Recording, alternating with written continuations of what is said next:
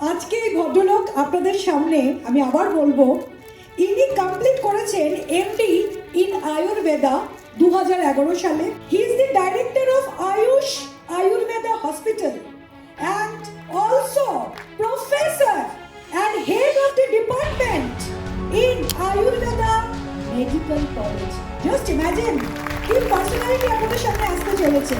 He is a medical health expert for LYBL USA এবং ওনার নিজস্ব একটা ইউটিউব চ্যানেল আছে, সেই চ্যানেলটার নাম হচ্ছে আয়ুর্বেদা। আমি অন স্টেজ ইনভাইট করব, যার জন্য অধীর আগ্রহে আমরা ওয়েট করছি। Is none other than our expert doctor Gour Masaya. Sir please come on the stage.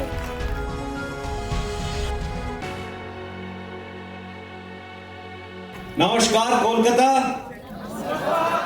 Show शुरू करने से पहले सबका जोश देखते हैं। हाउस द जोश, हाउस द जोश, हाउस द जोश।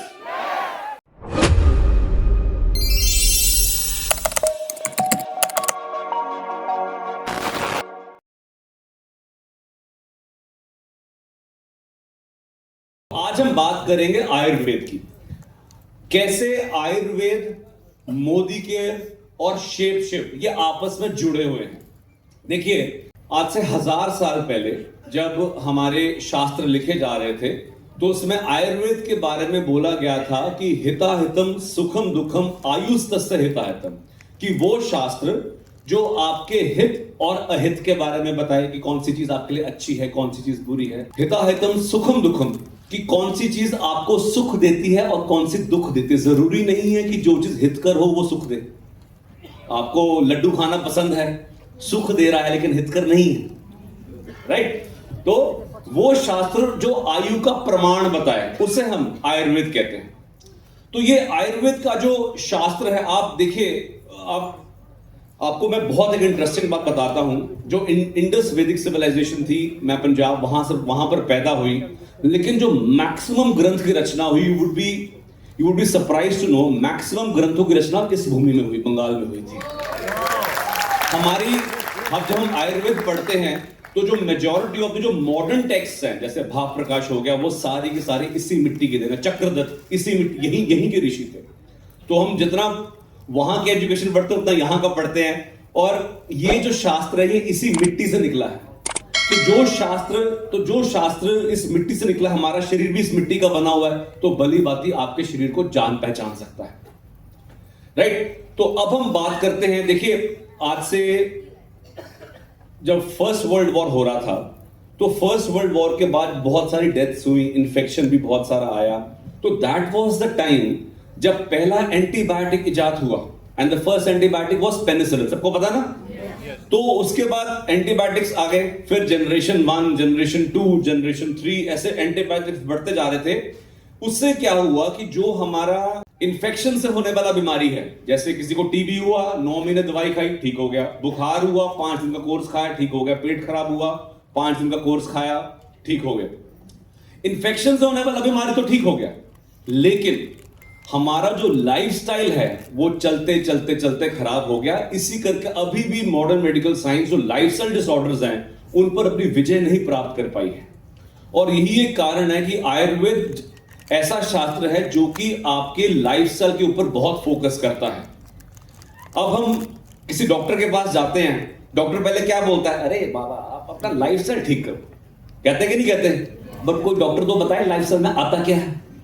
कोई डॉक्टर नहीं बताएगा आपको कि सर उसने बोला लाइफस्टाइल खराब है, मुझे समझ ही नहीं है कि लाइफस्टाइल में आता क्या है। तो 3-4 चीजें मैं आपको बताऊंगा जिससे आपको पता लगे कि आपके लाइफस्टाइल में क्या एबरेशंस, क्या चेंजेस लेकर आने हैं।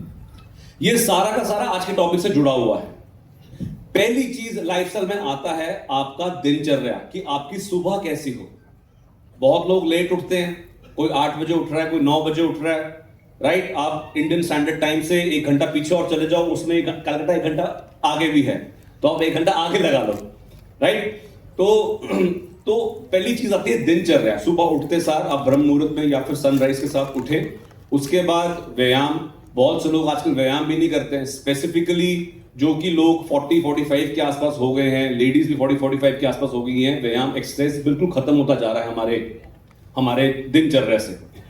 तो ये सारा चीज दिनचर्या में आती है। फिर है रात्रिचर्या।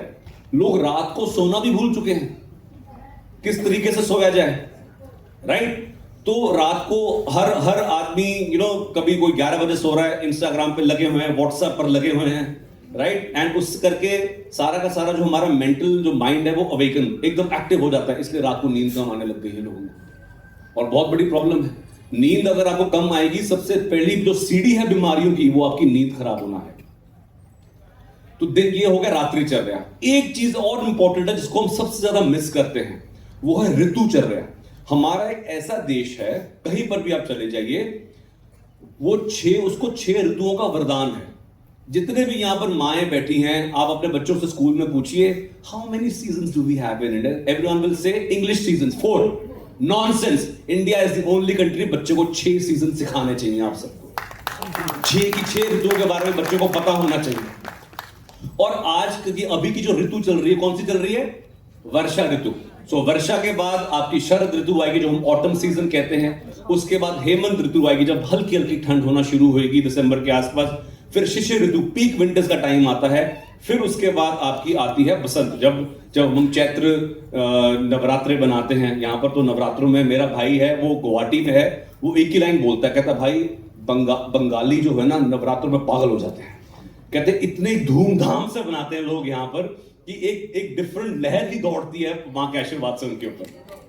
तो एवरी उसकी एक ही लाइन रहती है कि इट इज अनबिलीवेबल। तो जो चैत्र नवरात्रे हैं वो हमारे बसंत ऋतु के आसपास आते हैं। अब आप सभी लोगों ने देखा होगा कि हर ऋतु का बॉडी के ऊपर अलग अलग इफेक्ट होता है कि नहीं होता? अभी जैसे वर्षा ऋतु चल रही है, you are sweating more, right? You are sweating more, आपकी भूख भी थोड़ी कम हो गई होगी। नोटिस किया आपने? As compare to the winters, right? भूख भी कम हो गई है, स्वेटिंग ज्यादा हो रही है। कई लोगों को इसमें इचिंग, खारिश ज्यादा शुरू हो जाती है कि नहीं? बहुत लोगों को तो ये, और हेयर फॉल भी बढ़ जाता है कि नहीं? सबसे लेडीज कह रही हाँ है।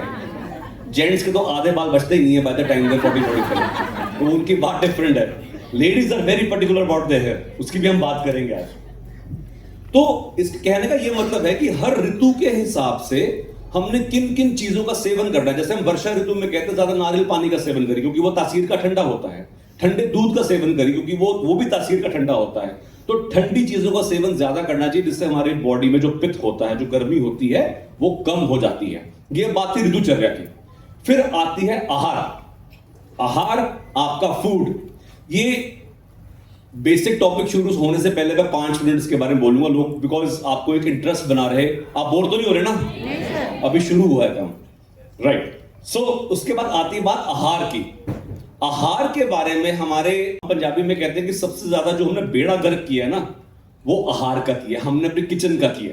तो आज से 100 साल पहले जो हमारे किचन में जो मसाले डलते थे, जो मसाले स्पाइसेस वगैरह आम मिलती थी, वो अब नहीं मिलती हैं, कम हो गए हैं।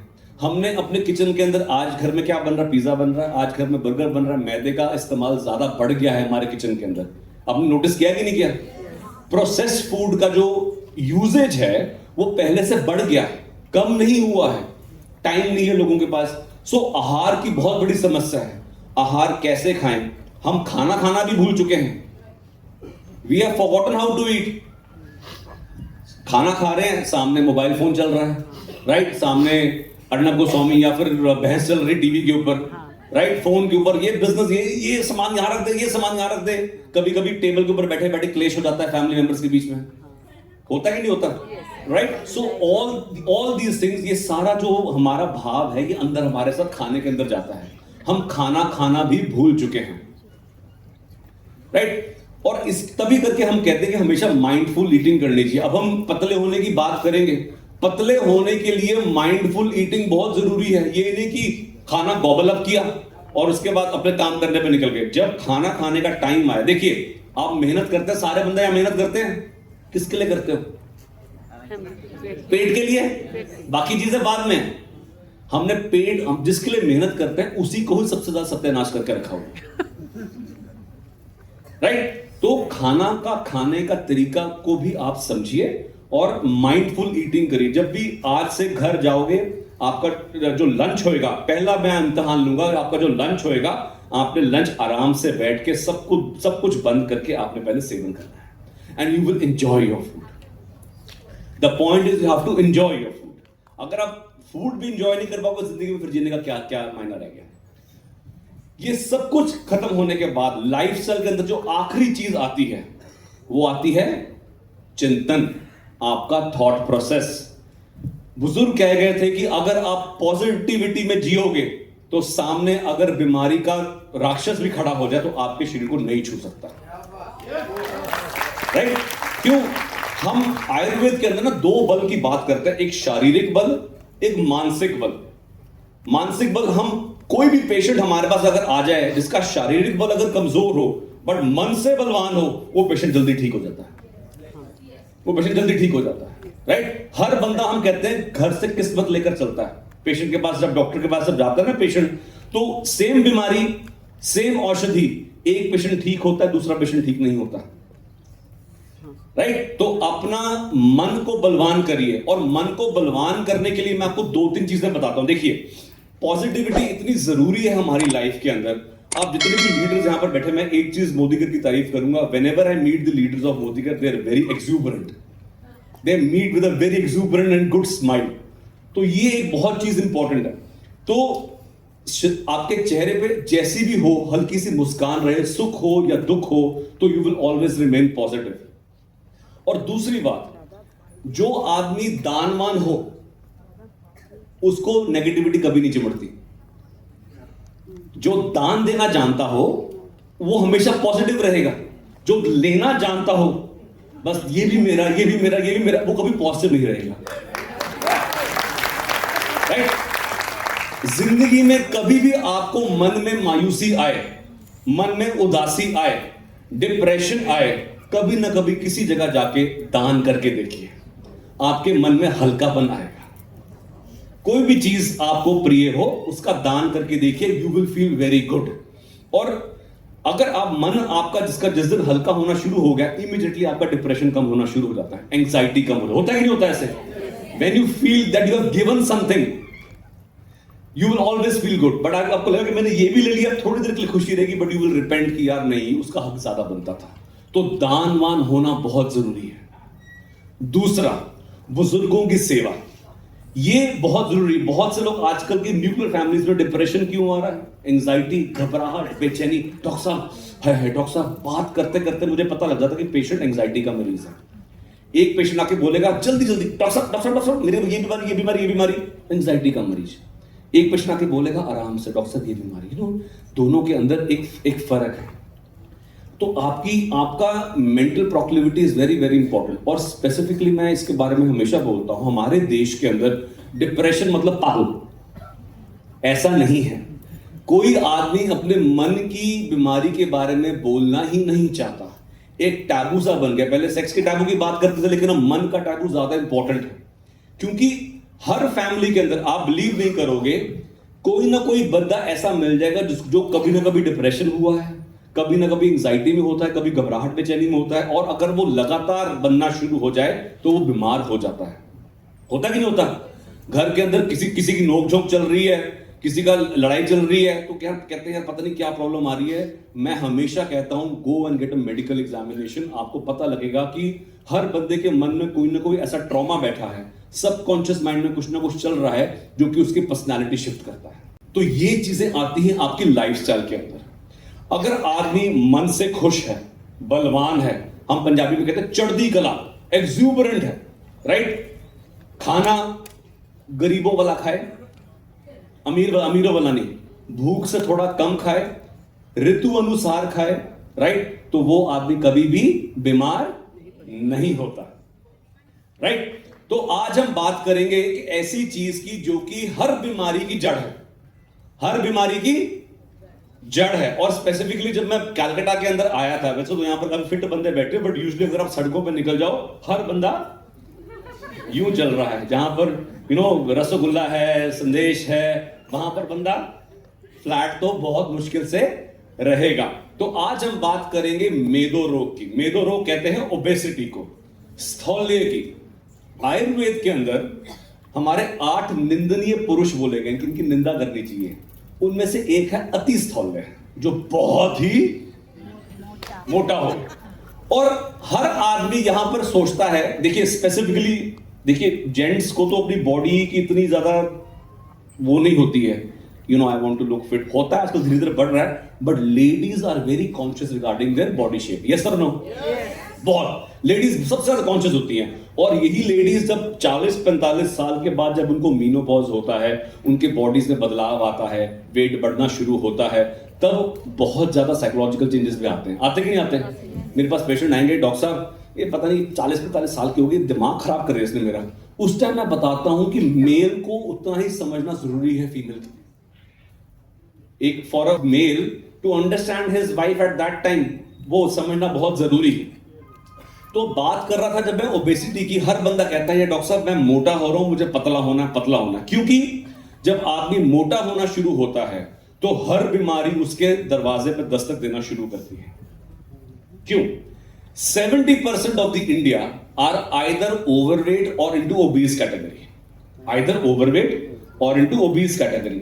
अब हर बंदा कहता है कि साहब मैं तो फिट हूं, मेरे को तो ज्यादा मोटा हूं नहीं, तो मैं हमेशा ऐसे लोगों को ना एक फंडा देता हूं, एक छोटा सा एग्जांपल देता हूं। देखिए बहुत से लोग पतले होने की कोशिश कर रहे हैं, राइट? आप बहुत से मोटे लोगों को भी मिलोगे, लेकिन किसी भी चीज शुरू करने से पहले अपने शरीर को पहचानना बहुत जरूरी है। Yes sir no?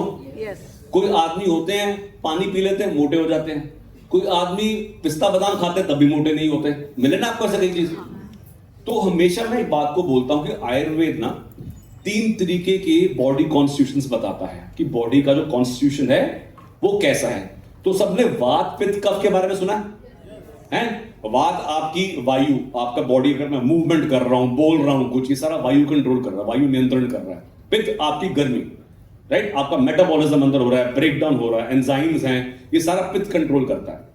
फिर है कफ, कफ मींस योर कैटाबॉलिज्म, आपके हार्मोन्स जो कि वृद्धि का फैक्टर बनते हैं, ग्रोथ का फैक्टर बनते हैं। तो ये 3 दोष आयुर्वेद में बोले गए हैं। अब हर आदमी के अंदर ये दोष जो है ये ज्यादा या कम होते हैं, अलग अलग। Every person is different, every person is different, कोई भी एक बंदा एक जैसा नहीं होता है, राइट? तो हर आदमी में वात पित्त कफ की जो मात्रा है ऊपर नीचे होती है, उसी के हिसाब से उसको बीमारियां भी लगती हैं। Very very very simple. अब हम पहचाने कैसे?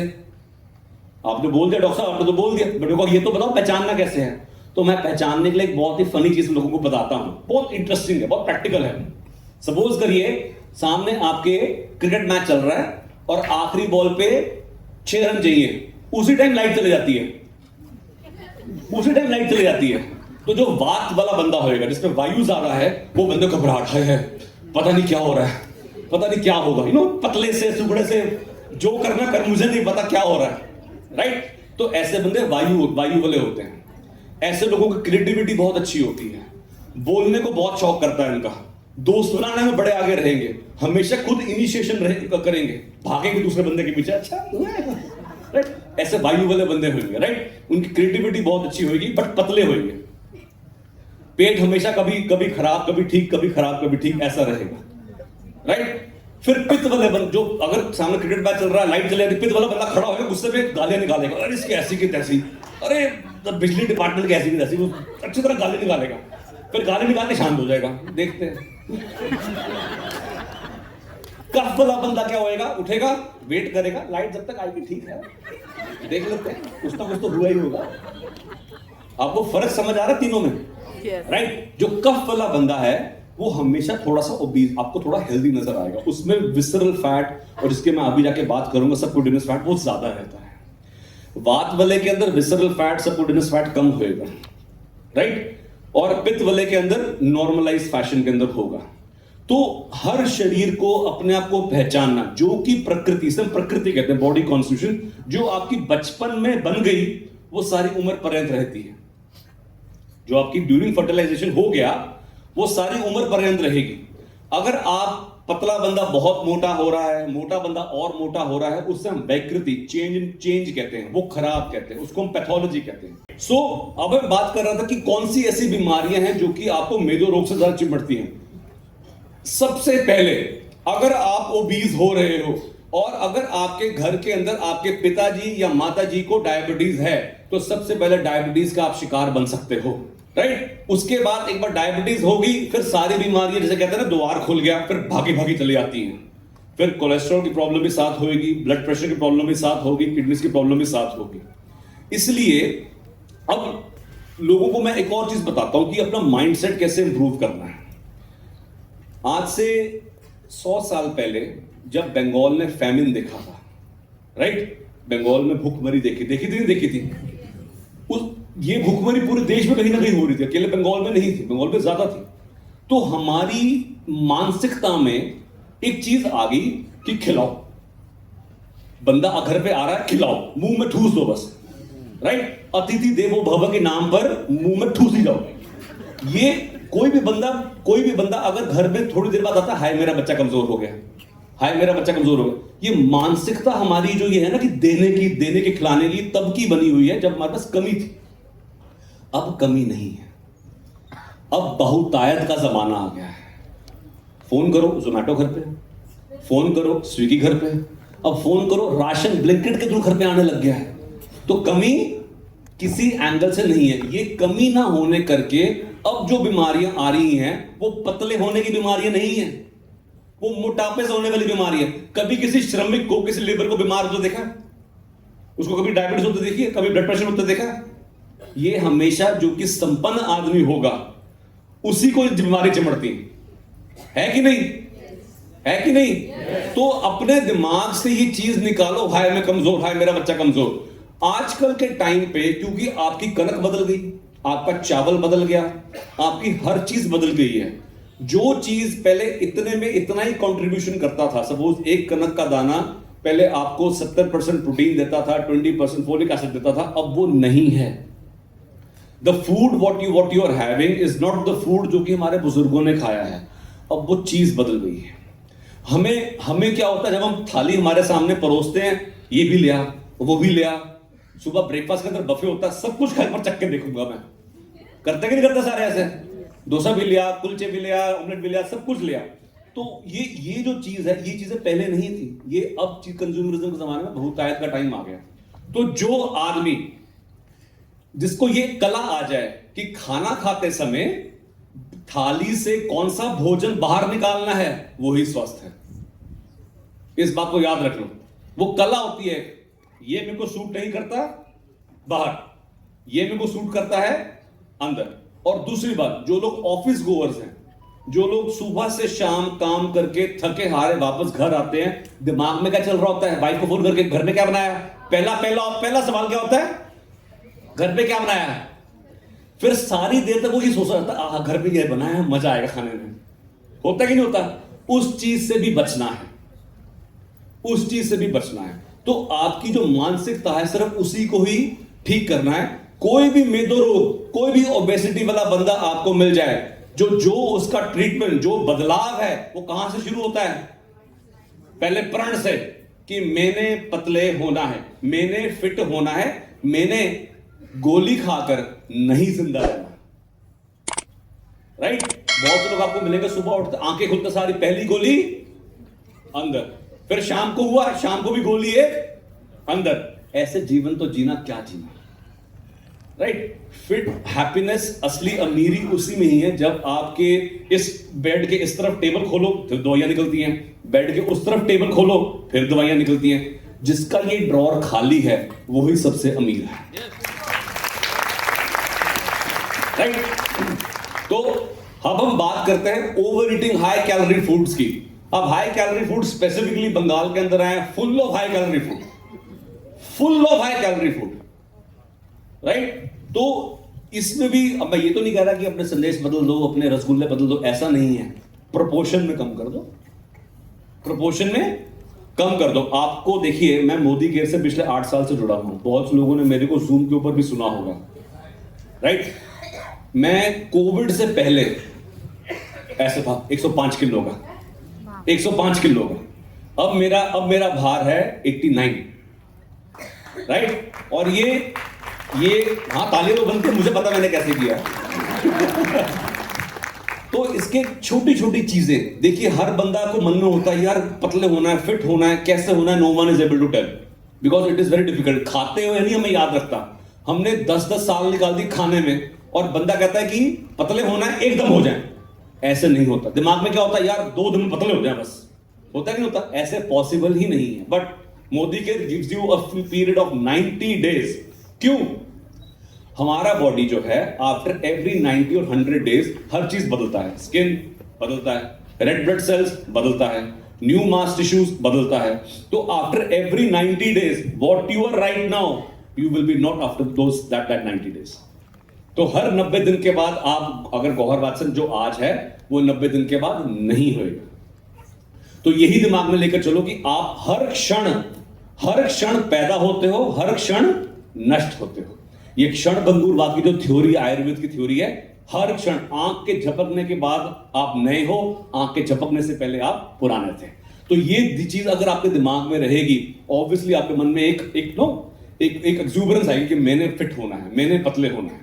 तो अब हम बात करते हैं, हर आदमी पूछता है कि सर इतना कैलकुलेशन होता है कि मैं पतले कैसे हूं। कोई बंदा मेरे को कैलोरी इंटेक के बारे में बोलता है, कोई कहता है कनक मत खाओ, कोई कहता है रात को चावल मत खाओ। खैर कई ऐसे लोग मिलेंगे ना आपको कि इतना कंफ्यूजन है, इतना इंफॉर्मेशन है इंटरनेट के ऊपर कि पतले कैसे। आजकल लोग चैट जीपीटी के ऊपर जाके डाइट बना के ले आते हैं, है ना, राइट? तो सबसे पहला फंडा एक बात याद रखो कि गाड़ी एक तरीके से व्हीकल है। आप जितना पेट्रोल डालोगे उतना चलाओगे तो वेट मैनेजमेंट रहेगा।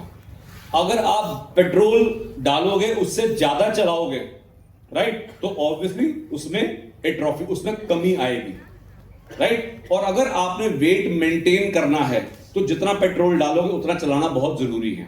इसके लिए मैं 2-3 चीजों के बारे में आपको बताना चाहता हूं। आप आगे जाके भी लोगों से बात कर सकते हो। 2 चीजें हैं, एक होता है हमारा बीएमआई, जिसे कहते हैं बेसल मेटाबॉलिक इंडेक्स, दूसरा है बीएमआर, बेसल मेटाबॉलिक रेट। दोनों में बहुत फर्क है। बेसल मेटाबॉलिक इंडेक्स बताता है कि आपकी हाइट के हिसाब से आपका वेट कितना होना चाहिए।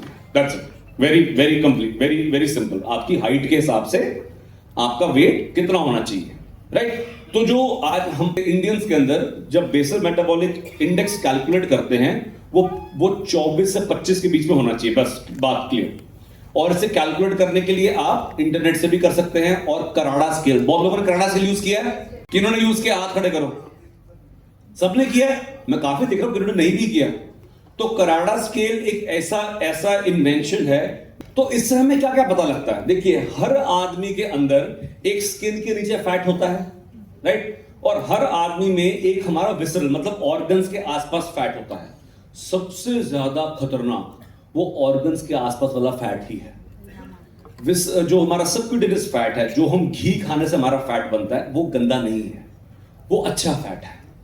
यही जो तेल खाने से या फिर एक्सेसिव हाई कैलोरी फूड खाने से, मैदा खाने से, चीनी खाने से, बर्गर, पिज्जा, ये चीजें खाने से जो फैट जमता है वो हमारे ऑर्गन्स के आसपास जमता है। और ऑर्गन्स के आसपास जब फैट जमता है तो हमारी बेली बाहर को आती है। स्पेसिफिकली आपने आप बहुत लोग बाहर घूमे हो, बाहर कंट्रीज में गए हो, है ना, बाहर जाकर आपने क्या देखा होगा कि वहां पर लोगों की फ्लैट बेली कैसे है। How do people have flat bellies there? India के अंदर आते सारे नॉर्मल अंकल कहते हैं डॉक्टर साहब मैंने कभी चिकन नहीं खाया, मैंने मांस मच्छी कभी नहीं खाई, फिर भी मेरा पेट ऐसे निकला हो, राइट। वो क्योंकि हमारा खान पान एक तो प्योर, तो चलो बात की बात है, but more of carbohydrate intake से हमारा विसरल फैट बनता है। इस बात को समझना बहुत जरूरी है। कार्ब्स मतलब आप कार्ब्स के अंदर कार्बोहाइड्रेट्स में जैसे आ गया रोटी आ गई, चावल आ गया, ये सारे के सारी कार्ब रिच फूड है, राइट। तो हमें हमेशा बॉडी में जब भी खाना खाना है तो 3 चीजों का ध्यान रखना है। कार्बोहाइड्रेट ठीक अराउंड 30% हो, फिर फैट हो और प्रोटीन रिच हो। हम Indians specifically are 70% vegetarians, Bengal को छोड़ के। बंगाल में तो मेरे को लगता है almost like I don't know but 90% non vegetarians, तो that's a good thing. But फिर भी हमारे बंगाल के अंदर प्रॉब्लम ये आती है जब बिरयानी बनती है, चिकन बिरयानी, तो साथ में आलू डाल दिए जाते हैं, है ना, तो साथ में कार्ब रिच चीजें डाल दी जाती है और कहीं नहीं है, सिर्फ बंगाल के अंदर ही आपको बिरयानी में आलू मिलता है, राइट। तो कार्ब रिच होता क्या है कि प्रोटीन तो गया ही गया, फैट भी एक्सेसिव चला गया, कार्ब्स भी एक्सेसिव चलेगी, तो यहां पर ओबेसिटी बहुत ज्यादा मिलती है हमको, राइट। तो मैं बात कर रहा था कराडा स्केल। कराडा स्केल एक ऐसा इन्वेंशन है जो कि आप आई थिंक सो यहाँ के ऑफिस में भी है, आप खुद भी परचेज कर सकते हो। कराडा स्केल से आपको इतना पता लग जाएगा आपका बीएमआई कितना है, आपका बीएमआर कितना है। बीएमआर मतलब मेटाबॉलिक बेसल रेट। वो ये होता है कि आपको बॉडी जब रेस्ट पर होती है, एट रेस्ट बॉडी कितनी एनर्जी खींचती है, वो का बीएमआर है। Very simple. जो आदमी 40-45 साल के आसपास है या 35 से 55 के आसपास है, उसका नॉर्मल बीएमआर 1700 से 1800 कैलोरीज होएगा। देखिए, आदमी को पूरे दिन 2200 कैलोरीज चाहिए होती हैं। यस और नो? ये तो हर बंदे को हम पता है, 8वीं 9वीं के अंदर कक्षा में पढ़ाते थे। 21 से 2200 कैलोरीज आदमी को चाहिए ही चाहिए। जब इससे ज्यादा आदमी खाता है तो वही कैलोरीज शरीर में मोटापे का, एडिपोस टिश्यू का रूप ले लेती है। यस और नो? जब वही कैलोरीज कम होती हैं तो शरीर अपना ही मोटापा का पाचन शुरू कर देता है एनर्जी लेने के लिए। राइट? आपका हर जो प्लेट की थाली है वो कम से कम 500 कैलोरीज की होती है। यस और नो? पता आपको इस बात का? आपने चावल भी खाने हैं, दाल भी खानी है, दही भी खाना है, सलाद भी खाना है, सब कुछ खाना, तभी मजा आता है ना। वरना मजा नहीं आता, वरना पेट फिर वो ना मैसेज नहीं भेजता, मजा नहीं आया। क्योंकि देखिए, मन तृप्त हुआ ना पेट तृप्त हुआ। राइट? तो आप पूरे के पूरे दिन के अंदर यदि आप 2500 से 3000 कैलोरी खाते हो, राइट, और आप ऑफिस में बैठे रहते हो कुर्सी के ऊपर, तो वही जो एक्स्ट्रा 500 कैलोरीज हैं वो यहां पर जमना शुरू हो जाता है, जिसे हम विसरल फैट कहते हैं। राइट? जो घी का खाया हुआ फैट है वो हमारे एंडोडर्मिस, हमारे स्किन के नीचे हमारा एक लेयर बनाता है जिसको हम एसेंशियल फैट कहते हैं। वो हमारा अच्छा फैट है, वो हमें ठंड से बचाता है, वो हमारा कुशन का काम भी करता है, वो और बाकी चीजें हमारे फेस पे ग्लो भी लेकर आता है। राइट? घी के बारे में बोला गया, घृतम पित्त अनिलहरम रस शुक्र ओजसामितम, कि घी जो है वो आपके प्लाज्मा को और आपके शुक्र को, सीमन को बढ़ाता है। रस शुक्र ओजसामितम निर्वापणम मृदुकरम, बॉडी को सॉफ्ट करता है। स्वर वर्ण प्रसादनम, आपके गले को और आपके वर्ण को शुद्ध करता है। राइट? तो घी का सेवन हमेशा करते रहिए। बहुत से लोग आपको देखिए, डॉक्टर्स ने स्टार्टिंग में बोला था घी बंद कर दो, याद है आपसे 25-30 साल पहले, घी बंद कर दो, घी बंद कर दो, हार्ट अटैक बढ़ गया। हार्ट अटैक कम थोड़ा हुआ कोई, हार्ट अटैक तो बढ़ गया। तो घी का seven is a good fat, आप अपने डाइट के अंदर उसको जरूर सम्मिलित करिए। राइट? सो बॉडी कॉन्स्टिट्यूशन की मैं बात कर रहा था। ये जो चर्बी आप देख रहे हो, ये सबक्यूटेनियस फैट की, ये विसरल फैट जो है, ये विसरल फैट खराब करता है। जब भी ये विसरल फैट पैनक्रियास के ऊपर जमना शुरू हो जाएगा, आपका जो इंसुलिन है वो निकलना कम हो जाएगा, डायबिटीज के अंदर आप आ जाओगे। और एक बार डायबिटीज होगी फिर नसें भी खराब होंगी, किडनी भी खराब होगी, यू नो एवरीथिंग, आपकी पूरी लाइफस्टाइल ही आपका जो है वो चेंज हो जाती है। ये मैं बात कर रहा था आपके बेसल मेटाबॉलिक इंडेक्स की। जो आदमी मोटा है, जो आदमी भारी है, उसका बेसल मेटाबॉलिक इंडेक्स हमेशा आपको 29-30 के आसपास मिलेगा। और अब घर जाके सबने अपना बीएमआई कैलकुलेट करना है। सबको अपना बीएमआई पता है? हाथ खड़े करो। जिसको नहीं पता वो हाथ खड़ा करे। राइट? Very good. अपना बीएमआई जरूर पता करें, चाहे लेडीज हो, जेंट्स हो, 80 साल का बुजुर्ग हो या 30 साल का नौजवान हो, आपको अपना बीएमआई जरूर पता होना चाहिए। अगर आपको एक बार बीएमआई पता लग गया, आप समझ लो कि आपने पहली सीढ़ी चढ़ ली। पहली सीढ़ी है अपने बारे में पता करना। ये आपने अपने शरीर के बारे में पता कर लिया कि आप ओबीज हैं कि नहीं। तो जो आदमी, स्पेसिफिकली मैं बात कर रहा हूं, जो मेल है, अगर उसकी हाइट 5'10" या 5'11" के आसपास है तो उसका आइडियल वेट 85 से कम होना चाहिए। यही लेडीज के अंदर अगर आपकी हाइट 5'5" है या 5'2" है तो आपका जो वेट है, वो आइडियल वेट है, वो 58-59 के आसपास होना चाहिए। ये आइडियल वेट की मैं बात कर रहा हूं। राइट? जो एक स्कूल गोइंग छात्रा का वेट नहीं होना चाहिए। हमारे प्रॉब्लम पता क्या है यहाँ पर ना, अभी धीरे धीरे रिसर्च हो रही थी, उन्होंने कह दिया कि बीएमआई जो है उसको 23 कर दो नॉर्मल। मैंने कहा कि हमारे रिसर्च के अंदर ये प्रॉब्लम शुरू हो गई है। मैं कहा कौन सा इंडियन आपको मिलेगा 23 में? उन्होंने लिखा कि it is for the Asians मतलब चाइनीज जो हो गए, जो साउथ ईस्ट एशिया के अंदर हो गया। जहां पर रसगुल्ला संदेश मिलेगा वहां 23 हो ही नहीं सकता, वहां 23 कर ही नहीं सकते। तो आप जो स्लाइड में है वो अलग बात, अपना 25 लेके चलिए। मैं ये ऐसे डॉक्टर मैं कह रहा हूं, क्योंकि आज से 1 साल पहले इंडिया में 25 ही चलता था। ये हमारी साइंटिफिक कम्युनिटी की थोड़ी सी प्रॉब्लम है, वो हटते नहीं है इन चीजों से। हाँ, अब ये देख रहे हो 15 किलो, बात यहाँ पर 15 किलो की क्यों हो रही है, इसके पीछे मैं आपको एक छोटा सा चीज बताता हूं। जब मेरा वेट बढ़ा ना, ये मैं प्रैक्टिकल एक ट्रुथ आपको मैं स्टोरी बयान कर रहा हूं। मैं पूरी दुनिया में ट्रैवल करता हूं आयुर्वेद का बताने के बारे में, लाइफस्टाइल बताने के बारे में। नई नई शादी हुई थी, अपना 10 साल, 10 साल हो गए शायद, तो मैं शुक्र है मेरी वाइफ साथ में नहीं है, वरना मेरा वापस आना मुश्किल हो जाता। तो वहां पर हुआ क्या कि अपना जब हम नया काम में जुड़ते हैं ना, तो ये सारा का सारा लाइफस्टाइल मेरा डिस्टर्ब हो गया। लोगों को जाके लाइफस्टाइल के बारे में बोलता था, लेकिन अपना लाइफस्टाइल खराब हुआ था। मैंने देखा मेरा ट्राइग्लिसराइड शूट अप हुआ है, HbA1c शूट अप, सारा मेरी बायोकेमिस्ट्री खराब हुई। तब मेरे दिमाग में मैंने एक प्रण कर लिया, पहली बात प्रण, कि मैंने गोली खाकर नहीं जीना, मैंने गोली खाकर नहीं जीना। और by the grace of God COVID आ गया, शाम की ओपीडी हमारी बंद हो गई। मैं 6 साल 6 किलोमीटर में भागता रहता था। खाना खाया, वॉक की, रात खाना खाया, वॉक की, सुबह 6 किलोमीटर भाग ले, शाम को 6 किलोमीटर भाग के डाइट कंट्रोल करके मैंने अपना वेट कम कर दिया। और तब मैंने देखा बहुत से लोगों को जिनको शुगर रहती है, ये अभी रिसेंट रिसर्च है, उनके दिमाग में क्या आता है, यार सारी उम्र दवाई खानी पड़ेगी, है कि नहीं, सारी उम्र दवाई खानी पड़ेगी। लेकिन रिसेंट रिसर्चेस कहती हैं अगर आदमी यंग है, उसको शुगर नहीं हुई है, और वो 15 किलो भार कम कर ले, उसको सारी उम्र दवाई खाने की नीड नहीं पड़ेगी, उसकी शुगर रिवर्स हो जाती है, उसकी शुगर रिवर्स हो। तभी करके 15 किलो यहां पर एक ऐसा मापदंड लिया गया है कि अगर आप 15 किलो भार कम कर लो, पेशेंट्स का बीपी रिवर्स, ओबेसिटी ठीक, कोलेस्ट्रॉल ठीक, आपका डायबिटीज ठीक, और जितनी भी बीमारियां जो कि ज्यादा खाना खाने से होती हैं वो सारी नॉर्मल आ जाती हैं। And I am telling you, जितने लोग यहां पर ओबीज हैं, लेथार्जी हैं, फटीग है, टांगों में जान नहीं रहती, मन में कॉन्फिडेंस की कमी है, सब में बदलाव आएगा, सब में बदलाव आएगा। I became more active, I became more happy, मेरी प्रोडक्टिविटी में इंक्रीज आ गया। चीजों में फर्क तो पड़ता ही है। जब आप कॉन्फिडेंट होगे तो ऑब्वियसली आपकी प्रोडक्टिविटी में फर्क तो आएगा ही आएगा। तो 15 किलो भार मतलब यही आपका मापदंड होना चाहिए। अगर आप सपोज करो 5 किलो हैवी हो, तब भी आप 5 किलो का टारगेट रखो। और जो लोग 15 किलो भार है, they should keep a target. अभी भी मैं 3 किलो ओवरवेट हूं, मेरा अभी भी मन लगा रहा था कि मैं और कम करूं। 3 kg भी मेरे मन को खटकता है। क्यों? मेरे मन में अब डर बैठ गया है, मेरे मन में अब डर बैठ गया है कि मुझे अगर कुछ हो जाएगा, अगर मैंने कुछ गड़बड़ करी। ये डर ही है जो आपको फिट बनाएगा।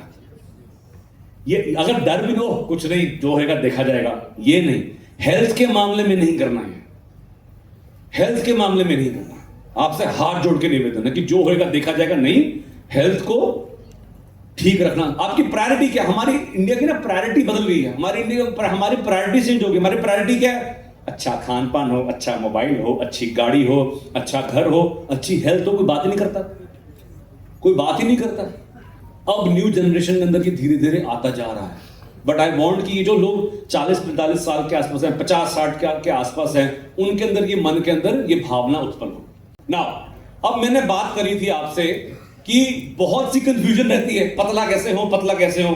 तो फंडा बहुत आसान है, यहां पर फंडा बहुत आसान लेके आए हैं। हमें सबसे पहले आप किसी भी बंदे से बात करिए, यार तेरे को पतला करना है, ओ यार नहीं होता मेरे से पतला, मेरे को ना खाया जाता खाना। पहली लाइन क्या बोलेगा बंदा? यार कंट्रोल नहीं होता, राइट। इसका मतलब आप कहीं ना कहीं आपके मन में कोई, आपके माइंड में, आपकी जो सैशिएटी सेंटर, हमारा भूख का सेंटर होता है ना यहाँ पर ब्रेन में, वहां कोई ना कोई प्रॉब्लम है। वो प्रॉब्लम 2 कारणों करके आती है। एक हम कहते हैं स्ट्रेस ईटिंग। स्ट्रेस ईटिंग मतलब यार आज ना ऑफिस के अंदर पंगा हो गया, बात छोड़ दे, आज तो मैंने गोलगप्पे खाने, आज तो मैंने पानी पूरी, पुचका कहते हैं यहाँ पर, आज तो मैंने पुचका खाना है यहाँ पर, राइट। कोई लोग होंगे यार आज मैं बहुत लो फील कर रहा हूं, चलो जोमेटो से कुछ मंगवाएं। ऐसे ही होता है ना, यहीं से गड़बड़ शुरू होती है, राइट। तो स्ट्रेस, इसका मतलब स्ट्रेस ईटिंग शुरू हो रही है। तो पहला चीज हमने क्या करना है कि स्ट्रेस खत्म करना है बंदे का। हम आदमी को बोल रहे यार तू स्ट्रेस कम कर, यार कहां कम होता, तेरे बोलने से खत्म हो जाएगा, नहीं। तो हमने पहला फंडा क्या करना है कि ऐसी चीज इजाद करें जिससे पेट में फुलनेस हो, भूख भी हमें लगे कि पेट में पूरा आ गया, कैलोरी भी कम हो, न्यूट्रिशन भी पूरा हो। यही है ना चीज। ऐसी चीज खिलाएं आपको जिससे भूख भी ना लगे, क्वांटिटी में कम हो, कैलोरी में कम हो, लेकिन न्यूट्रिशन में हाई हो। ऐसी ये चीज बेसिक फंडा है कि नहीं? राइट। तो हम इसमें क्या करेंगे, हमारे न्यूट्रिशन के अंदर 3 चीजें हैं, कार्ब्स, फैट, प्रोटीन। बॉडी क्या करता है, जो प्रोटीन होता है उसको डाइजेस्ट करने में कार्बोहाइड्रेट से 3 गुना ज्यादा टाइम लगाता है। राइट। तो हमने ऐसी चीज देनी है जिससे पेट भरा भरा महसूस हो, मतलब डाइजेशन को टाइम लगे, डाइजेशन को टाइम लगे। तो ऐसी चीज, उसे खाना खाने की बजाय ऐसी चीज दे दो जिसमें प्रोटीन की मात्रा बहुत अच्छी हो। तो एक रेजिमेंट, 90 दिन का रेजिमेंट क्या कहता है, जिस आदमी को वेट कम करना है, दो तरीके के बंदे मिलेंगे आपको। एक होता है वेट मेंटेन करने वाला, एक होता है वेट कम करने वाला। तो जिस आदमी को वेट कम करना है, उस आदमी को अपने 2 मील्स शेप शिफ्ट से रिप्लेस करने होंगे।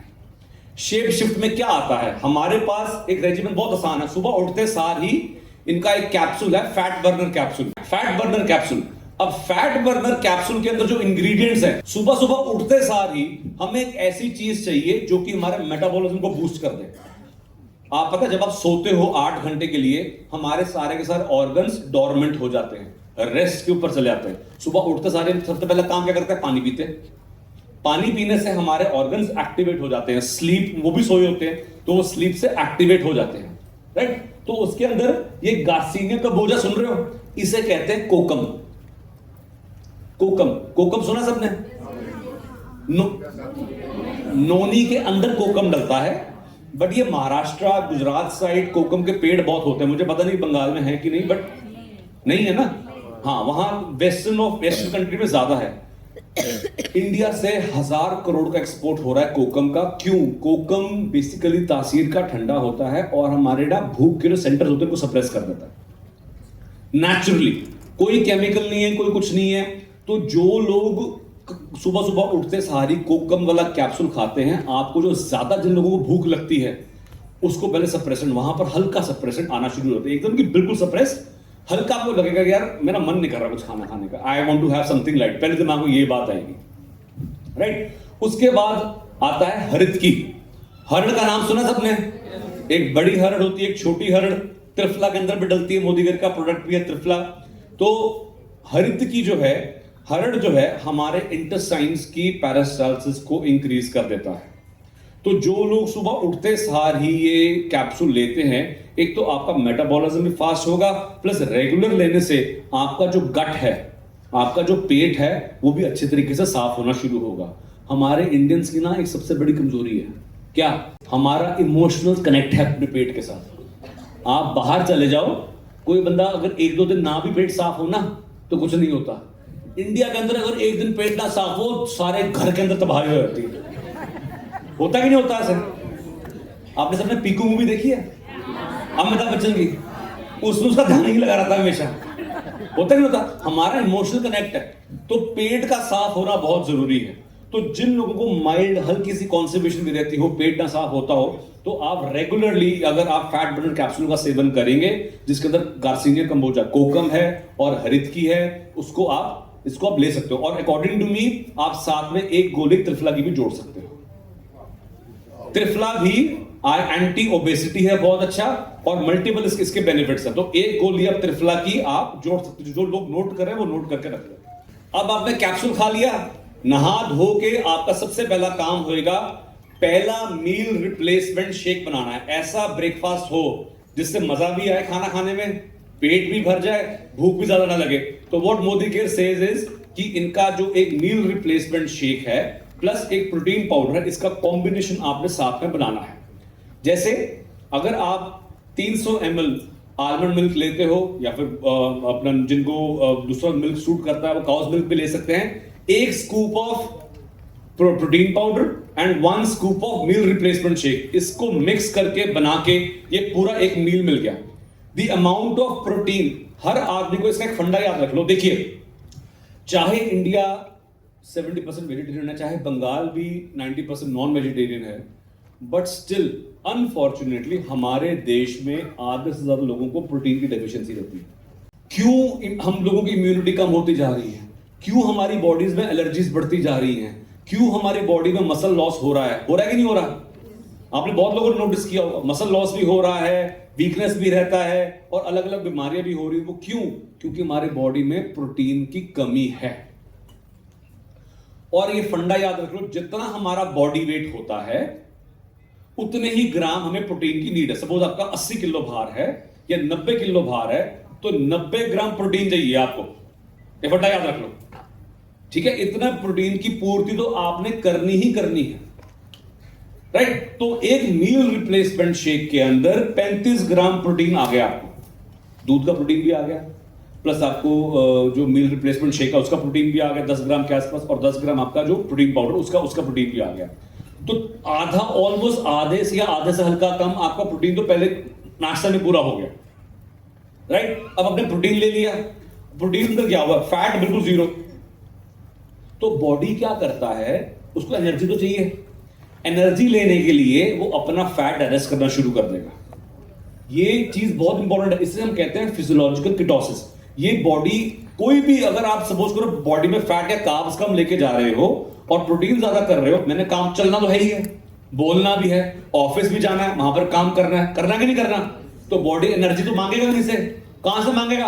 अपने बॉडी का रिजर्व जो है वो यूज करना शुरू कर देगा। जब वो यूज करना शुरू करेगा, पहले दिन से ही आपको लगेगा कि पेट में मेरे हल्कापन है, शरीर में मेरे हल्कापन आ रहा है। कितने लोगों ने यहां पर महसूस किया था पहले दिन, है कि नहीं? वो हल्कापन ही पहली दूसरी सीढ़ी है। वो हल्कापन आपको क्या देगा? कॉन्फिडेंस। हल्कापन क्या देगा? स्माइल ऑन योर फेस, है कि नहीं? आप पॉजिटिव महसूस करोगे, किसी से फालतू में गुस्सा नहीं करोगे। कोई बंदा सामने बोल के भी चले जाए, कोई बात नहीं, मैं अपने आप, राइट? तो ये छोटी छोटी चीजें हैं जो आप महसूस करोगे। देन जब आपको हल्की सी भूख लगेगी around 11 o'clock, then you start with the fat burner tea. And this fat burner tea contains ginger itself आपको पता है कि आपके मेटाबॉलिज्म को इंक्रीज करता है, फैट के अंदर डाइजेस्टिव जूसेस को निकालता है, plus it also contains again garcinia cambogia, उसमें भी कोकम है। तो मल्टीपल आपको इसके इफेक्ट्स मिल रहे हैं। तो चाय लो, और जिन लोगों को भूख लगे, ये मैं ओवर द टॉप जाके कह रहा हूं, अगर उस समय भूख लगे तो प्रोटीन के बिस्किट साथ रखो या फिर मखाने रख लो, राइट? ज्यादा कैलोरीज नहीं है, ज्यादा प्रॉब्लम नहीं आएगी इससे आपको, राइट? ये मेरे ऊपर से कह रहा हूं, अगर भूख लगे, वरना नहीं, राइट? दोपहर को लंच का टाइम जब आएगा तो उसमें प्रॉपर एक मील खाना है, जिसमें 2 चपातियां होंगी, थोड़े से चावल होएगा, दाल होएगी, सब्जी होएगी या माछ, फिश होएगी, राइट? ये आपने लेना ही लेना है, क्योंकि एक नेचुरल मील की इंपॉर्टेंस को हम कभी भी नकार नहीं सकते। उनकी अपने न्यूट्रिशनल वैल्यूज होती हैं, उसमें रफेज होता है, उसमें फाइबर होता है। यहां तक कि जो हमारा मील रिप्लेसमेंट शेक है उसके अंदर भी सोया फाइबर और इसबगोल है। इसबगोल डालने का एक फायदा क्या है? बॉडी में फाइबर की पूर्ति हो जाती है। और बहुत लोग जो प्रोटीन खाते हैं, सबसे पहले प्रॉब्लम क्या बोलते हैं? सर कॉन्स्टिपेशन से लग रही है कि नहीं? कई लोगों ने आपने महसूस किया कि नहीं किया? बहुत से जो पित्त प्रकृति वाले, जो गर्मी स्वभाव वाले बंदे हैं, उनको प्रोटीन दे दो, उनको बोलेंगे डॉक्टर साहब कॉन्स्टिपेशन होगी। तो इसलिए अगर आप मील रिप्लेसमेंट शेक ले रहे हो तो उसमें इसबगोल डाला गया है। इसबगोल हर आदमी को पता है, जब कॉन्स्टिपेशन होती है तो इसबगोल कब्ज को रिमूव करता है कि नहीं? एक घर का नुस्खा बता दूं, जिसको कब्ज रहती हो, इसबगोल दूध के साथ शाम को गर्म दूध ले सकता है। जिसको बार बार मोशन आता हो, वही इसबगोल दही के साथ ले सकते हो। एक घर का नुस्खा बता दूं, दोनों के ऑल्टरनेटिंग इफेक्ट्स है। आयुर्वेद में ये बहुत जरूरी, कौन सी चीज किसके साथ ली जा रही है उससे इफेक्ट बदल जाता है। जैसे त्रिफला है, त्रिफला का अगर आप सुबह खाली पेट सेवन करेंगे तो आपके फैट बर्निंग के अंदर प्लस आपके मेटाबॉलिज्म के अंदर ही काम करता है, फैट लॉस में। यही त्रिफला अगर आप खाना खाने से पहले खाते हैं तो डायबिटीज में और शुगर लेवल में इंक्रीज करता है, क्योंकि इंसुलिन सेंसिटिविटी बढ़ाता है हरित की।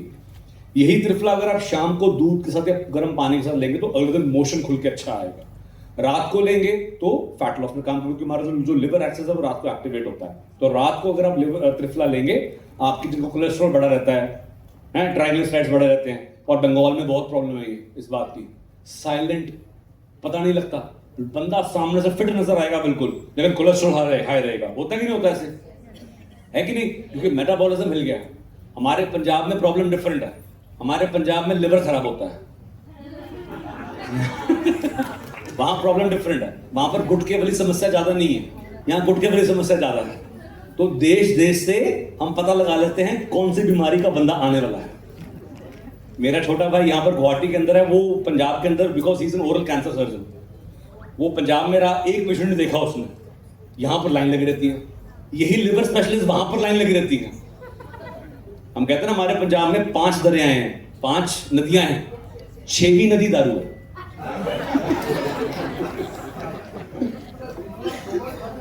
हाँ, त्रिफला, कई लोग ऐसे, तो त्रिफला 2 टाइम भी खा सकते हैं, सुबह भी खा सकते हैं 1 गोली, शाम को भी 1 गोली ले सकते हैं।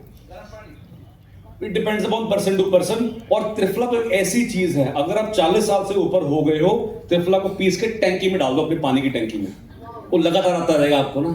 It is so good, it is so good. Next, ये जो फंडा है, this is actually very very important. आपको जब भी फैट लूज करना है, आदमी, डॉक्टर क्या बोलते हैं, यार रात की रोटी बंद कर दो, रात के चावल बंद कर दो, कहते कि नहीं कहते, रात का खाना 7 बजे खाओ। ये फंडा, इसमें कोई टेंशन वाली बात ही नहीं है। बिकॉज मैंने क्या बोला था कि आपने मील रिप्लेस कर दिया, आपने अमाउंट ऑफ कैलोरीज कम कर दी, न्यूट्रिशन को बढ़ा दिया, प्रोटीन को बढ़ा दिया, कैलोरीज कम कर दी, पतले आप पहले दिन से होना शुरू हो जाओगे। क्योंकि फैट लॉस, आज बॉडी इतनी अच्छी है ना, एक भगवान की बनाई हुई चीज है, एनर्जी इसको हर रोज चाहिए, और पहले दिन से ही आपका ये जो फैट लॉस, जो कीटोसिस है, ये शुरू हो जाता है। होता है, आदमी 4 दिन उपवास रख ले, वो शक्ल देखी थी ना आपने उसकी, अपना केजरीवाल की, जब वो अनशन चल रहा था, कैसे पतले हो गए थे एकदम, लीडर बने कैसे मोटे हो गए एकदम। तो 4 दिन के अंदर ही फर्क पता लगना शुरू हो जाता है, अगर आप कैलोरी डेफिसिट होना शुरू हो जाओ।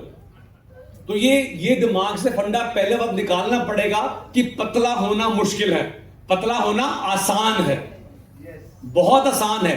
तो पहली चीज कहां से होगी, माइंड से, प्रण करना पड़ेगा। वो कहते हैं तन में मन शिव संकल्प मस्तु, मैंने संकल्प कर लिया कि मैंने पतला होना ही होना है, तो डेफिनेटली वो आपका हेल्दी होगा। घर में कोई भी आपके बंदा जिसकी तोंद निकल रही हो, वो खतरनाक है। तोंद अगर निकल रही हो तो खतरनाक। होता क्या है, कभी कभी you are made of very good genetics, ना पापा को कोई बीमारी, ना मां को कोई बीमारी। कितने मोटे बंदा आपको दिखेंगे, कोलेस्ट्रॉल नॉर्मल, शुगर नॉर्मल। मैं आपको छोटी सी बात बताता हूँ, आई टेक जस्ट 1 मिनट। मेरे पास कुछ दिन पहले एक पेशेंट आया, he was very obese, very very obese, और ऐसे चलता आ रहा है। मेरी कुर्सी छोटी पड़ रही थी उसके लिए बैठने के लिए, मैंने वेइंग मशीन पे चुप किया, वेइंग मशीन पे एरर आ गया। मैंने कहा भाई साहब आप उधर जाओ, आप खड़े खड़े बात करो मेरे से। मैंने कहा कि सर आप लाइफस्टाइल कैसे बदलते हैं, कहते कि डॉक्टर साहब बिल्कुल ठीक ठाक है, आई एम वेरी हैप्पी। कहते पत्नी मेरे साथ रहती नहीं, मेरा दिमाग खाती नहीं, मेरे को अलग बैठाया हुआ, मैं अलग बैठता हूँ। मैं कहा फिर आपको प्रॉब्लम क्या है, कहते कि सर एक प्रॉब्लम है, मेरी सिगरेट नहीं छूटती। आप सिगरेट कितनी पीते, कहते 40 सिगरेट रोज की, 40 सिगरेट। फेस पे ऐसे लालिमा उसके, लग रहा था कि कुछ क्लॉग्ड अप हो रहा है। और मैं कहा फिर ड्रिंक सर, मेरे को लगा शायद यहां पर कुछ मना करेगा, नहीं सर आधी हो जाती रोज की। मैं कहा सर आप चल के कैसे आए हो मेरे पास, आप जिंदा कैसे हो, तो चलते चलते फिर हार्ट अटैक की मशीन घूम रहे हो। मैंने इमीडिएटली उसको कार्डियोलॉजिस्ट के पास भेजा, उसका मुझे फोन आता है, ये बंदा चल कैसे आया है मेरे पास। उसको हमने धीरे धीरे शुरू किया, और मैंने आपको बोला कि सर आप सिगरेट नहीं छोड़ सकते, मुझे पता है आपको दारू छोड़ना मुश्किल है, आप फैट लॉस शुरू कर सकते हो मेरे अकॉर्डिंग टू मी।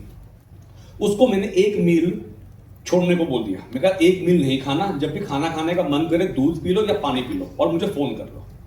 आप बिलीव नहीं करोगे, in a span of 1 month that patient lost 5 kg of body weight, right. और जब उसने वेट लूज करना शुरू किया ना, एक चीज बोला कि सर मेरे को सिगरेट की तलब भी खत्म हो गई। वेट लूज करने से मल्टीपल चीजें आती हैं, और स्मोकिंग की प्रॉब्लम बंगाल में बहुत ज्यादा है, कम नहीं है, बहुत ज्यादा है। तो अगर आपको तलब उठ रही है स्मोक करने की और चीज करने की, ये चीजों में वेट लॉस से भी आपकी स्मोकिंग की जो तलब है वो कम होगी। तो घर के अंदर आपको कोई स्मोकर मिल जाए, आपको डेफिनेटली वेट लॉस के अंदर हेल्प करना है। सो 20% fruits, 20% vegetables, 25% protein, 25% grains, 10% dairy. अब बहुत से लोगों को डेयरी सूट नहीं करती है, लैक्टोज इंटॉलरेंस रहता है, उससे जगह आप सोया मिल्क या फिर आलमंड मिल्क भी यूज कर सकते हो। लेकिन आजकल अपने बच्चों में देखा होगा कि लैक्टोज इंटॉलरेंस बहुत बढ़ता जा रहा है कि नहीं। तो मैं छोटा सा घर का नुस्खा आपको बताता हूं, जिससे लैक्टोज इंटॉलरेंस कमी हो जाएगी। बिकॉज अनफॉर्चुनेटली मैं बहुत ही ओल्ड किस्म, old rooted, you know, I belong to the old school. According to me, मेरे सामने गाय का दूध हो, आमंड मिल्क हो, तो मैं गाय का दूध प्रेफर करूंगा, राइट? तो लेकिन अब प्रॉब्लम क्या है कि आप किसी आजकल डॉक्टर्स के पास जाते हैं, नए नए बच्चे आएंगे, जनरेशन जेड, मैं तो मिलेनियल से बिलोंग करता हूं, जिनके नए नए बच्चे पैदा होते, सर डॉक्टर के पास गया था, I stop the milk, they feel very good in telling I stop the milk, nonsense, मन करता मुझे थप्पड़ मारूं कीजिए। प्रॉब्लम आ रही है, they feel good in making the children active by giving a tablet every time today. Vegan तो मैं खत्म हो जाएगा बहुत जल्दी, बिकॉज वीगन का जो ये फंडा है ये सिर्फ 5-6 साल का है। In the next 5-6 years vegan will vanish from the culture. It is a very very sick concept. Sorry to my opinion. तो because लोग बहुत वो एक्टिव हो जाते हैं इस पर। So my submission is कि जिन लोगों को लैक्टोज इंटॉलरेंस रहता है, जब भी दूध बनाना है अपने बच्चों के लिए, 1 चम्मच मोटी सौंफ, सौंफ समझते हैं, सौंफ, मोड़ी, हाँ मोड़ी, 1 चम्मच मोटी सौंफ, 1 छोटी इलायची और थोड़ी सी दालचीनी, इसको उबाल के यदि आप दूध का सेवन करेंगे, आपको लैक्टोज इंटॉलरेंस नहीं होगा, नहीं होगा, क्योंकि लैक्टोज के एंजाइम्स इसको डाइजेस्ट कर लेते हैं। जिन लोगों को दूध के पीने के बाद पेट में गैस होता है या फिर यू नो कभी कभी मोशन 10 एक्स्ट्रा लग जाते हैं, अपने बच्चों को ये देना स्टार्ट करिए। दूध के डंडे डाल के इसको उबाल के आप स्टार्ट करिए, और उसी के अंदर आप ये भी मिक्स कर सकते हैं प्रोटीन रिप्लेसमेंट शेक। बहुत से लोग ऐसे हैं 40-45 साल के बाद जिनको दूध से गैस होता, कई हैं, पेशेंट पर्सन टू पर्सन अलग होता है, तो आप ये फॉल में ट्राई करके देखिए। मेरा प्रेफरेंस यही है कि instead of the almond and the soya milk, please have cow's milk, अमृत के समान है, ठीक है? हाँ जी, अगर डॉक्टर ने मना क्यों किया है ये मुझे बताइए। हार्ट के लिए दूध कब से मना होने लग गया? वो स्किम्ड मिल्क ले लीजिए, फिर स्किम्ड मिल्क ले सकते हैं, डबल फैट मिल्क प्रॉब्लम कर सकता है, बट स्किम्ड मिल्क आप लीजिए। हार्ट के लिए दूध के लिए कभी मनाही नहीं है, तेल के लिए मनाही होएगी, शुगर जो अपना बाकी शुगर के लिए मनाही होएगी, हार्ट के लिए, दूध के लिए कोई मनाही नहीं। मेरे दादाजी was kind of, I won't say a heart patient, he died at the age of 88, हर रोज 1 ग्लास दूध पीते थे, कभी नहीं उनको मैंने देखा। तो ये कंसेप्ट सब थोड़े से प्रॉब्लमेटिक है। मेरे हिसाब से आप दूध का सेवन अपने डाइट के अंदर जोड़िए, क्योंकि आप प्रोटीन और जगह से नहीं पूरा कर पाते, आप मिल्क लीजिए प्लीज, ठीक है? स्किम्ड मिल्क तो यूजुअली गाय का दूध ही होता है ज्यादा। आजकल गाय का दूध का प्रचलन बढ़ गया है, जो कि अच्छी बात है, वरना जिन लोगों को भैंस का दूध भी मिल रहा है कोई प्रॉब्लम नहीं है, ठीक है? वो भी उतना ही अमृतकारी है। Step 4, movement. अब ये बहुत जरूरी बात है। जब मैं आपसे बात कर रहा था कि कैलोरी कम कर दो, ये कम कर दो, बहुत से लोग हैं जिनको टाइम नहीं मिलता। तो एक छोटा सा फंडा और याद रखिए, जिन लोगों को शुगर की बीमारी है, आपको मल्टीपल लोग मिलेंगे, सैर करो, बोलते कि नहीं बोलते, सैर करो, बट सैर से कोई ज्यादा फर्क नहीं पड़ता। सैर कब करी जाए, किस टाइम करी जाए, वो ज्यादा जरूरी है। तो ऐसे लोगों को मैं बोलता हूं जिनको शुगर की प्रॉब्लम है, इसमें स्ट्रेंथ ट्रेनिंग बहुत जरूरी है। स्ट्रेंथ ट्रेनिंग मतलब रेजिस्टेंस ट्रेनिंग। आप घर में 2-3 किलो के डंबल मंगवा लो और लगे रहो। इससे क्या होता है कि आपका मसल जो है, हमारा जो बेसिकली जो शुगर है ब्लड की, वो मसल ही खींचता है और कोई ऑर्गन नहीं खींचता, मसल ही खींचता है, राइट? तो जितना आप स्ट्रेंथ ट्रेनिंग करोगे, पैरों को बाहर से उठाओगे, उतना ही फैट लॉस जल्दी फास्ट होगा। Simple, very simple. अगर आप घर में स्ट्रेंथ ट्रेनिंग नहीं कर सकते, तो एक और फंडा आपको बताता हूं कि हर खाना खाने के बाद 15 मिनट की सैर कर लो। चाहे आप ऑफिस में हो, आपको मैंने कैसे जोड़ा, मैं आपको अपना बताता हूं। सुबह ब्रेकफास्ट करता हूं, ब्रेकफास्ट करके सीधा ओपीडी में भागता हूं। मेरी क्लिनिक में इतनी जगह है कि पहले मरीज मैं खड़ के देखता हूं। हाँ जी, खड़ के, मैं बैठता नहीं हूं कुर्सी के ऊपर। एक बार बैठ गए तो टायर बनने शुरू हो जाते हैं। फंडा में डर बैठ गया ना मेरे अंदर, डर कि मुझे कुछ हो जाएगा, मैं नहीं करता। फिर दोपहर का खाना खाता हूं, बाहर गली के अंदर 10 मिनट चलता हूं, फिर रात का खाना खाता हूं, फिर 15 मिनट चलता हूं। तो ये छोटा सा फंडा है। आप जो लोग ऑफिस गोअर्स कितने हैं, जिनका बैठने वाला काम है, हाथ खड़े करो। जिनका कुर्सी के ऊपर बैठ के कंप्यूटर के सामने बैठ के काम करने वाला है, टेबल काम करते हैं जो लोग, ज्यादा नहीं है। That's it. अच्छा स्पेशली ये बात लेडीज को भी मैं कह रहा हूँ, क्योंकि लेडीज को होता है अपना घर का ध्यान रखना है, बच्चों का ध्यान रखना है, किचन का ध्यान रखना है, पति का भी ध्यान रखना है, क्योंकि उसका सबसे बड़ा बच्चा तो पति होता है, राइट। किसी पत्नी से पूछ लो कि मेरे 3 बच्चे किसके तो होंगे, एक बच्चा मेरा पति भी है, ऐसा है ना। तो ऐसी लेडीज को जिनको टाइम नहीं मिल पाता, ऐसी लेडीज को जिनको जिम जाने का टाइम नहीं है, सबसे अच्छा फंडा, खाना खाया सैर करो। प्लेट पति ही उठाएगा रख के अंदर, तुमने नहीं उठानी, ठीक है। खाना खाओ, सैर करो। खाना, इससे क्या होता है बताता हूं मैं आपको। जो आदमी खाना खाया, सपोज खाना खाने के बाद आपकी शुगर 30, 35, 40 बढ़नी, वो बढ़ेगी। चावल खाए हैं, मांस खाई है, बढ़ती है ना, बढ़ती। यही अगर आप सैर करोगे तो जो शुगर का राइज है 50% रह जाता है। इतनी रिसर्च करी हमने, छोटी छोटी निटी ग्रिटीज आपको मैं बता रहा हूं। अच्छा, मुझे बताइए कि कौन से लोग हैं जो मेरी बातें सुनकर मन कर रहा है कि हमने भी वेट कंट्रोल करना है? हाथ खड़े करो, हमने भी फिट रहना है। Very good. तो सबसे बड़ा पहला स्टेप क्या है? प्रण। प्रण लेना है कि मैंने पतले होना है, मैंने फिट होना है, मैंने गोली खा के नहीं जीना। दूसरा प्रण क्या है? मील्स को कैसे मैनेज करें हमारे। तीसरा प्रण क्या है? कि मूवमेंट करें। हर खाना खाने के बाद सैर करो। जो लोग नहीं कर सकते जिम ज्वाइन करो, योगा प्राणायाम, कुछ ना कुछ तो करो। मूवमेंट करनी पड़ेगी, चलाना पड़ेगा। एक आपको फंडा और मैं बताता हूं। अगर आपने खाना खा लिया, सैर करने का मन नहीं कर रहा, और भी तोड़ है, सैर करने का मन नहीं कर रहा, फिर हम लोगों को कहते हैं कि बैठे बैठे सोलियस पुशअप कर सकते हो। सोलियस पुशअप मतलब पैरों को आधे घंटे के सोलियस पुशअप 10 मिनट की सैर के बराबर है। आधे घंटे के सोलियस पुशअप, आप बैठे बैठे बस ऐसे ही करना है।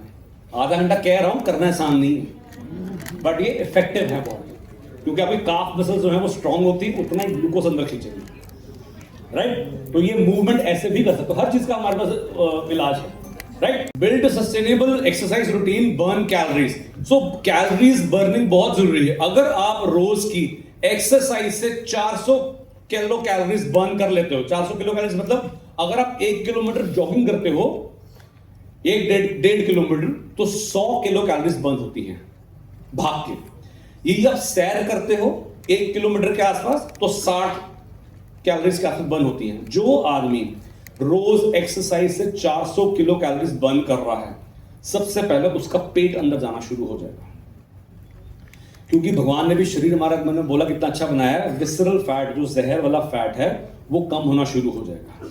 प्रोग्रेस, तो ये यहां पर एक स्केल भी है प्रोग्रेस के लिए। तो वो प्रोग्रेस का स्केल आपको मिल सकता है हर हफ्ते, बिकॉज एवरी वीक आपने कितना वेट लूज किया वो भी जानना बहुत जरूरी है।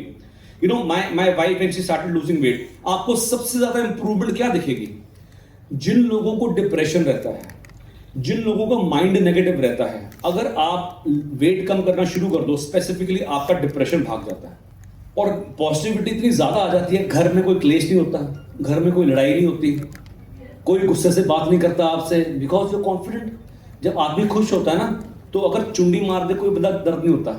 ये आदमी परेशान, चुंडी मारे बंदा गुस्सा आ जाता है, होता कि नहीं होता? ऐसे हल्का सा भी टिच करके आपको गुस्सा दिलाएगा। यही मन खुश हो, सामने चलाई जा रहा आप भी, कोई बात नहीं, क्योंकि अंदर से आप खुश हो, राइट। वही चीज हमने पानी है। वो चीज कैसे आएगी? जब शरीर फिट रहेगा। शरीर फिट रहेगा तो दिमाग भी फिट होगा, दिमाग फिट होगा तो ये आपस में एक साइकिल चलता है, आपस में साइकिल चलता है। और बहुत से लोग मैं देखता हूं, अभी मैं स्पेसिफिकली मैंने यहां पर देखा है कि बंगाल के अंदर पान खाने का भी लोगों को बहुत ज्यादा शौक है। पान is good for health in certain sense, right, but ज्यादा मीठा पान भी प्रॉब्लमैटिक है, राइट। आप सादे पान का सेवन करिए, चाहे उसमें कत्था लगाना जितना मर्जी कत्था लगाओ, कोई प्रॉब्लम नहीं है, बट मिठास थोड़ा कम, मिठास थोड़ा कम। अच्छा, दो लोग और भी आएंगे मेरे पास पूछने के लिए, सर मेरे को शुगर पता नहीं कैसे हो गई, चाय तो मैं फीकी पीती हूँ। ये नहीं पता कि शुगर का लेना देना चाय की फीके और मीठेपन से कोई लेना देना नहीं है। आपका बॉडी में फैट कितना है, आप कितनी एक्सरसाइज कर रहे हो, कनक ज्यादा कितनी खा रहे हो, चावल कितना ज्यादा खा रहे हो, सारा का सारा उस पर डिपेंड करता है, राइट। तो guys, are you all with me? Run सबने कर लिया? फिट होना है? Very good, thank you so much.